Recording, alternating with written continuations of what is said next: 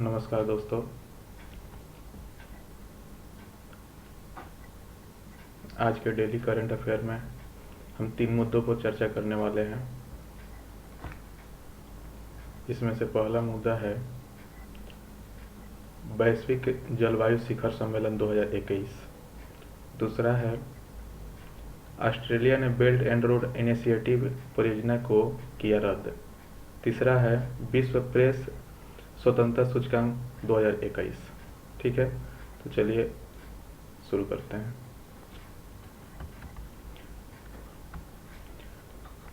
पहला मुद्दा है वैश्विक जलवायु शिखर सम्मेलन 2021। तो यह चर्चा में क्यों है, इस पर हम बात कर लेते हैं।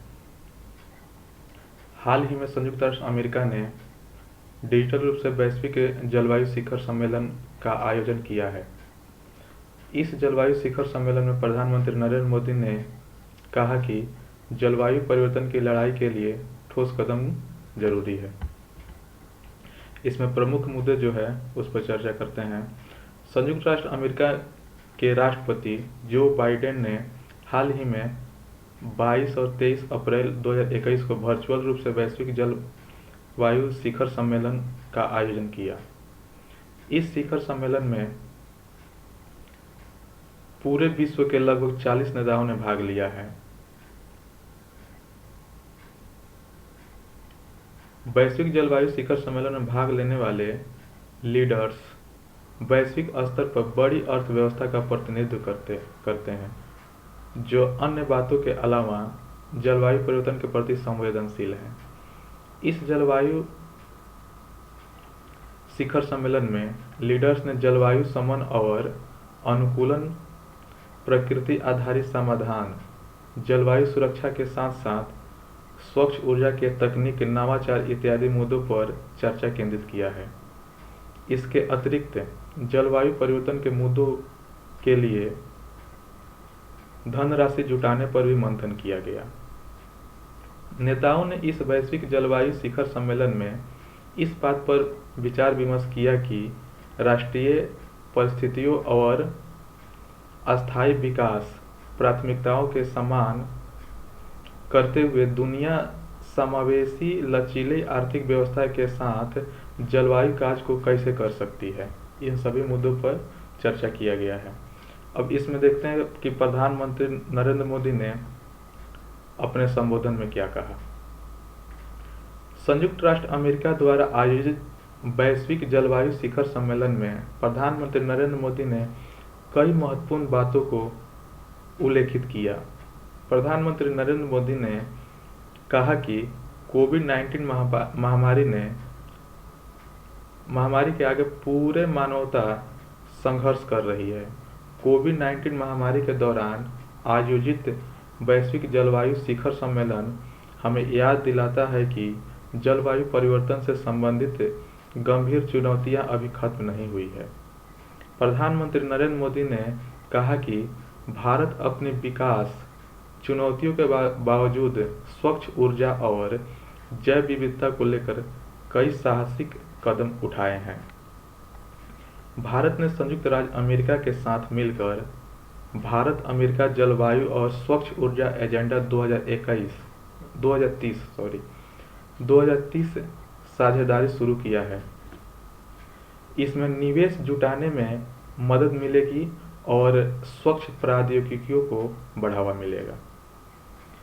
वहीं भारत की प्रति व्यक्ति कार्बन फुटप्रिंट वैश्विक औसत के करीब 60% कम है, क्योंकि हमारी जीवन शैली अभी भी अस्थायी पारंपरिक प्रथाओं पर आधारित है। भारत ने 2030 तक नवीकरणीय ऊर्जा स्रोतों से 450 गीगावाट बिजली उत्पादन का लक्ष्य रखा है। यह महत्वाकांक्षी लक्ष्य भारत की जलवायु परिवर्तन के प्रति प्रतिबद्धता को दर्शाता है। इसके अतिरिक्त भारत ने अंतर्राष्ट्रीय सौर गठबंधन, लेड आईटी और आपदा रोधी बुनियादी ढांचों के लिए गठबंधन जैसी वैश्विक पहलों को भी प्रोत्साहित किया है। अब जलवायु परिवर्तन क्या है? तो किसी स्थान की दीर्घकालीन मौसम संबंधी दशाएं जैसे आर्द्रता, वायुमंडलीय दबाव और तापमान आदि के औसत को जलवायु कहते हैं। जब इस जलवायु में मानवीय और प्राकृतिक कारणों से परिवर्तन आता है तो इसे जलवायु परिवर्तन की संज्ञा दी जाती है। वर्तमान समय में देखा जा रहा है कि मानवीय हस्तक्षेप की वजह से जलवायु में कई अवांछनीय परिवर्तन आ रहे हैं। ग्लोबल वार्मिंग गैसों के उत्सर्जन के कारण पृथ्वी का औसत तापमान काफ़ी बढ़ रहा है, जिसके कारण जलवायु परिवर्तन गंभीर होता जा रहा है। जलवायु परिवर्तन के तहत तापमान में बढ़ोतरी, बारिश का बदलता पैटर्न, तूफान और एवं सूखे जैसी विनाशकारी घटनाएं शामिल हैं। इन सभी घटनाओं का समाज के न केवल आर्थिक जीवन स्तर पर बल्कि अन्य आयामों पर दीर्घकालीन प्रभाव देखने को मिलता है। अब जलवायु परिवर्तन से निपटने हेतु वैश्विक प्रयास। जलवायु परिवर्तन पर अंतर सरकारी पैनल IPCC का क्या प्रयास है? यह जलवायु परिवर्तन पर अंतर सरकारी पैनल IPCC जलवायु परिवर्तन से संबंधित वैज्ञानिक आकलन करने हेतु संयुक्त राष्ट्र का एक निकाय है। दूसरा, संयुक्त राष्ट्र जलवायु परिवर्तन फ्रेमवर्क सम्मेलन UNFCCC। यह एक अंतर्राष्ट्रीय समझौता है जिसका उद्देश्य वायुमंडल में ग्रीन हाउस गैसों के उत्सर्जन को नियंत्रित करना है। यह समझौता जून 1992 में पृथ्वी सम्मेलन के दौरान किया गया था। ठीक है। अगला पेरिस समझौता। वर्ष 2015 में ग्रीन हाउस गैस उत्सर्जन को कम करने के लक्ष्य के साथ संपन्न पेरिस समझौता को ग्लोबल वार्मिंग को रोकने के लिए एक ऐतिहासिक समझौता के रूप में मान्यता प्राप्त है। अब देखते हैं जलवायु परिवर्तन से निपटने हेतु भारत का क्या प्रयास किए हैं। जलवायु परिवर्तन पर राष्ट्रीय कार्य योजना NAPCC, इसे वर्ष 2008 में शुभारंभ किया गया था। इस कार्य योजना में मुख्यतः 8 मिशन शामिल है। पहला है राष्ट्रीय सौर मिशन, दूसरा है विकसित ऊर्जा दक्षता के लिए राष्ट्रीय मिशन, तीसरा है सुस्थिर निवास पर राष्ट्रीय मिशन, चौथा है राष्ट्रीय जल मिशन, पांचवा है सुस्थिर हिमालयी पारिस्थितिकी तंत्र हेतु राष्ट्रीय मिशन, छठा है हरित भारत हेतु राष्ट्रीय मिशन, सातवां है सुस्थिर कृषि हेतु राष्ट्रीय मिशन, आठवां है जलवायु परिवर्तन हेतु रणनीतिक ज्ञान पर राष्ट्रीय मिशन। अब देखते हैं राष्ट्रीय स्तर पर निर्धारित योगदान NDC। भारत के लिए राष्ट्रीय स्तर पर निर्धारित योगदान NDC की घोषित लक्ष्य को 2030 तक प्राप्त करना है। अंतर्राष्ट्रीय सौर ऊर्जा संधि ISA भारत और फ्रांस द्वारा 30 नवंबर 2015 को पेरिस में शुरू की गई प्रथम संधि आधारित अंतर्राष्ट्रीय अंतर सरकारी संगठन है जो 6 दिसंबर 2017 को अस्थायित्व में आया।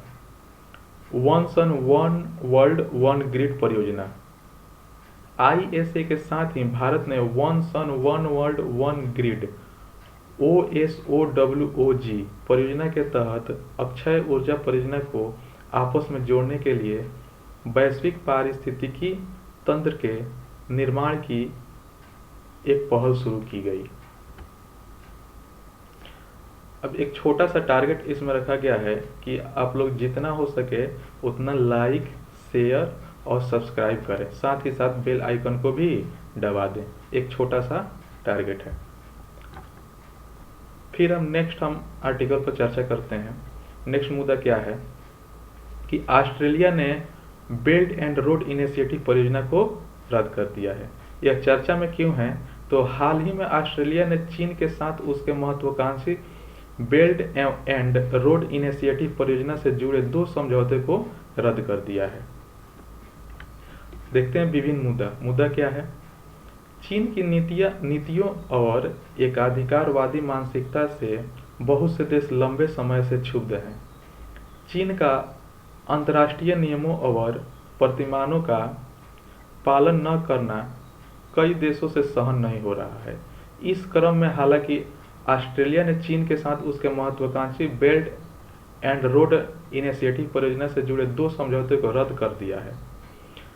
ऑस्ट्रेलिया के विक्टोरिया प्रांत ने 2018 और 2019 में चीन के साथ बेल्ट एंड रोड इनिशिएटिव परियोजना के तहत ये 2 समझौते किए थे। गौरतलब है कि पिछले साल दिसंबर में ऑस्ट्रेलिया की संघीय सरकार को यह वीटो पावर में निषेधाधिकार शक्ति दी गई थी कि वह किसी भी प्रांत या विश्वविद्यालय द्वारा किए गए फैसले को रद्द कर सकती है। ऑस्ट्रेलिया की सरकार ने चीन के साथ किए गए इस समझौते को अब अपने विदेश नीति और विदेशी संबंधों के प्रतिकूल माना है। चीन के दूतावास ने इसे चीन के खिलाफ ऑस्ट्रेलियाई पक्ष का उठाया गया एक और अनुचित और उत्तेजक कदम बताया गया है। चीन ने ऑस्ट्रेलिया को साफ कर दिया है कि इस कदम से दोनों के आपसी संबंधों पर नकारात्मक प्रभाव पड़ेगा। इससे पूर्व भी दोनों देशों के संबंध प्रतिकूल रूप से प्रभावित होते रहे हैं। 2018 में ऑस्ट्रेलिया ने चीन के टेक कंपनी ख्वाबे पर 5G नेटवर्क के लिए प्रतिबंध लगा दिया गया था। उस वक्त भी चीन ऑस्ट्रेलिया के इस निर्णय से काफ़ी नाराज हुआ था। ऐसा प्रतिबंध लगाने वाला ऑस्ट्रेलिया पहला देश था। ऑस्ट्रेलिया ने पिछले वर्ष भारत सहित 100 से अधिक देशों के साथ एकजुट होकर विश्व समुदाय से कोरोना वायरस महामारी के लिए चीन की स्वतंत्र रूप से जांच करने के भी कहा था। इससे भी दोनों देशों के संबंध नकारात्मक रूप से प्रभावित हुए थे। अब एक बार जान लेते हैं कि बेल्ट एंड रोड इनिशिएटिव, जिसे BRI भी कहते हैं, परियोजना के बारे में। वन बेल्ट वन रोड परियोजना का शुभारंभ चीन द्वारा वर्ष 2013 में की गई थी। यह परियोजना चीन की विदेश नीति का ही एक हिस्सा है। इस परियोजना में एशिया, अफ्रीका और यूरोप के कई बड़े देश शामिल हैं। वर्ष 2016 से वन बेल्ट वन रोड परियोजना को belt and road initiative BRI के नाम से जाना जाता है। इस परियोजना के माध्यम से चीन प्राचीन सिल्क मार्ग को पुनः विकसित कर रहा है। इस महत्वपूर्ण परियोजना के जरिए चीन सड़कों, रेल, बंदरगाह, पाइपलाइनों और अन्य बुनियादी सुविधाओं के माध्यम से मध्य एशिया से लेकर यूरोप और फिर अफ्रीका के स्थलीय और समुद्री मार्ग तैयार कर रहा है। चीन की इस परियोजना का उद्देश्य दक्षिणी पूर्व एशिया, मध्य एशिया, गल्फ कंट्रीज, अफ्रीका और यूरोप के देशों को सड़क और समुद्री रास्तों से जोड़ना है। चीन की इस परियोजना करीब दुनिया के 60 से अधिक देशों को सड़क, रेल और समुद्री रास्तों से जोड़ने का काम कर रही है। चीन के मुताबिक इस परियोजना से दुनिया के अलग अलग देश एक दूसरे से नज़दीक आएंगे, जिससे आर्थिक सहयोग के साथ साथ संपर्क को भी बढ़ाने में मदद मिलेगी। चीन के मुताबिक इस परियोजना का मकसद आर्थिक है, जिससे पूरा होने से विश्व का परिदृश्य बदल सकता है। गौरतलब है कि चीन की बेल्ट एंड रोड इनिशिएटिव परियोजना में भारत, संयुक्त अरब अमेरिका आदि देश शामिल नहीं है। अब देख लेते हैं कि भारत जो है बेल्ट एंड रोड इनिशिएटिव परियोजना का विरोध क्यों कर रहा है और इसमें शामिल क्यों नहीं हुआ है। Bharat one belt one road परियोजना या बेल्ट एंड रोड इनिशिएटिव परियोजना का विरोध चीन पाकिस्तान आर्थिक गलियारे CPCT के कारण करता है। लगभग $50 अरब की लागत वाला चीन पाकिस्तान आर्थिक गलियारा OBOR परियोजना का ही हिस्सा है और पाकिस्तान के कब्जे वाले कश्मीर से होकर गुजरता है। इस परियोजना में पाकिस्तान में बंदरगाह, सड़कें, पाइपलाइन, दर्जनों फैक्ट्रियां और एयरपोर्ट जैसे कई अवसंरचनात्मक निर्माण शामिल है। इसके जरिए चीन अरब सागर के ग्वादर बंदरगाह और अपनी कनेक्टिविटी मजबूत करने की कोशिश कर रहा है। ग्वादर बंदरगाह तक अपना कनेक्टिविटी मजबूत करेगा चाइना। यह कॉरिडोर भारत के पाकिस्तान अधिकृत कश्मीर से होकर गुजरता है, जो कि संवैधानिक रूप से भारत का हिस्सा है। भारत ने इस गलियारे के विकास के लिए चीन ने इस गलियारे के विकास के लिए भारत से कोई इजाज़त नहीं ली है। विवादित पाकिस्तान अधिकृत कश्मीर पर केवल पाकिस्तान के इजाज़त से ही किसी अंतर्राष्ट्रीय परियोजना का संचालन पीओके पर पाकिस्तान के स्वामित्व और कश्मीर मुद्दे पर अंतर्राष्ट्रीयकरण के कारण बन सकता है, जो भारत नहीं चाहता है।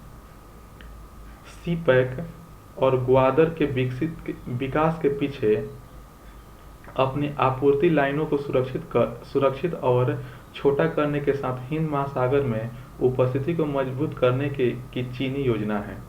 उल्लेखनीय है कि चीनी उपस्थिति हिंद महासागर में भारत के प्रभाव को कम कर सकती है। सीपैक राजनीतिक रूप से भारत को घेरने की एक योजना हो सकती है, क्योंकि सीपैक चीन के लिए पूर्णतः मुक्त यातायात सुविधाएं उपलब्ध करवाता है। किसी विषम परिस्थिति में भारत की पश्चिमी सीमा पर चीन अपने हथियारों और सेना को भेज सकता है, जिससे पंजाब और राजस्थान के लिए खतरा उत्पन्न हो सकती है। हालांकि चीन और पाकिस्तान दोनों की ओर से यह स्पष्टीकरण किया गया है कि ग्वादर बंदरगाह का उपयोग केवल आर्थिक उद्देश्यों के लिए किया जाएगा, लेकिन भारत को यह चिंता है कि हिंद महासागर में अपने आधिपत्य सुनिश्चित करने के लिए ग्वादर में नौसेना बेस स्थापित कर सकता है चाइना।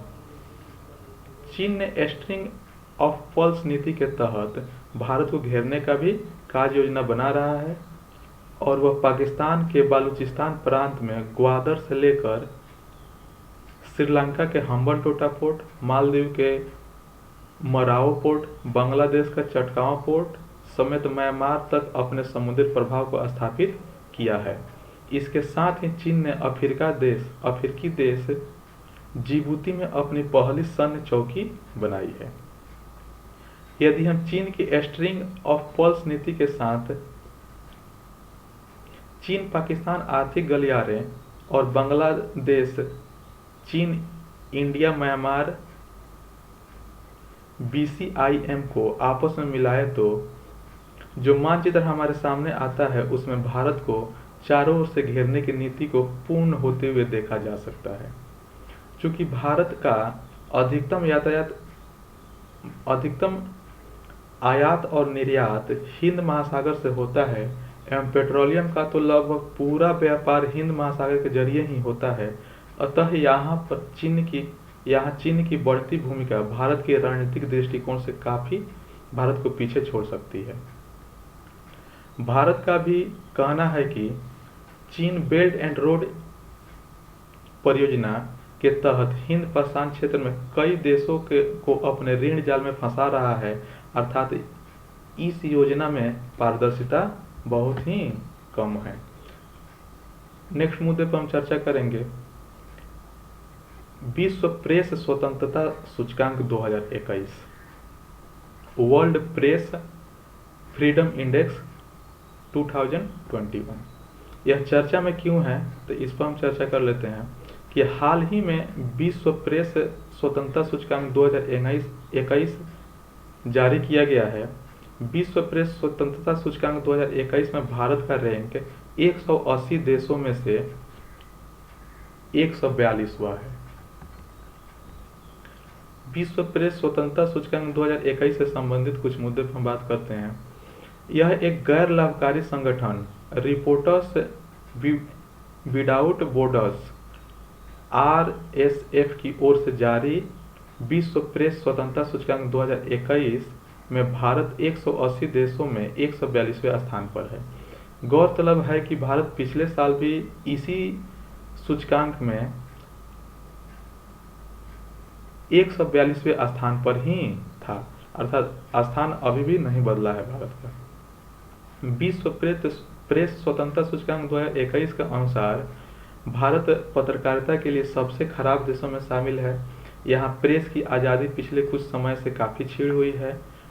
वहीं विश्व प्रेस स्वतंत्रता सूचकांक 2021 की सूची में नॉर्वे तीसरा स्थान पर है।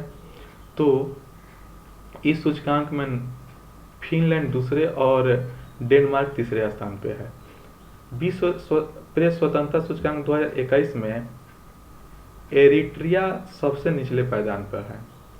और वहीं अगर हम भारत के पड़ोसी देशों की हम बात करें तो चीन 177वें स्थान पे है, नेपाल 106वें स्थान पे है, श्रीलंका 127वें स्थान पे है, म्यांमार 140वें स्थान पे है, पाकिस्तान 145वें स्थान पे है और बांग्लादेश 152वें स्थान पे है। अब जान लेते हैं कि विश्व प्रेस स्वतंत्रता सूचकांक इंडेक्स के बारे में, वर्ल्ड प्रेस फ्रीडम इंडेक्स के बारे में। यह एक गैर लाभकारी संगठन रिपोर्टर्स विदाउट बॉर्डर्स द्वारा विश्व प्रेस स्वतंत्रता सूचकांक को प्रतिवर्ष जारी किया जाता है। सर्वप्रथम विश्व प्रेस स्वतंत्रता सूचकांक को रिपोर्टर्स विदाउट बॉर्डर्स द्वारा 2002 में प्रकाशित किया गया था। अब क्या है reporters without borders? Reporters without borders Paris स्थित एक अंतर्राष्ट्रीय गैर सरकारी गैर लाभकारी संगठन है जो प्रेस की स्वतंत्रता का वकालत करती है। रिपोर्टर्स विदाउट बॉर्डर्स को रिपोर्टर्स सेंस फ्रंटियर्स के नाम से भी जाना जाता है। इसकी स्थापना 1985 में की गई थी। इसका मुख्यालय पेरिस में है।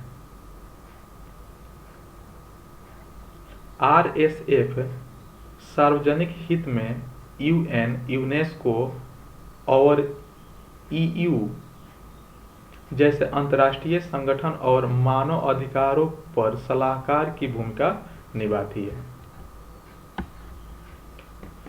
Thank you for watching. Please like, share and subscribe.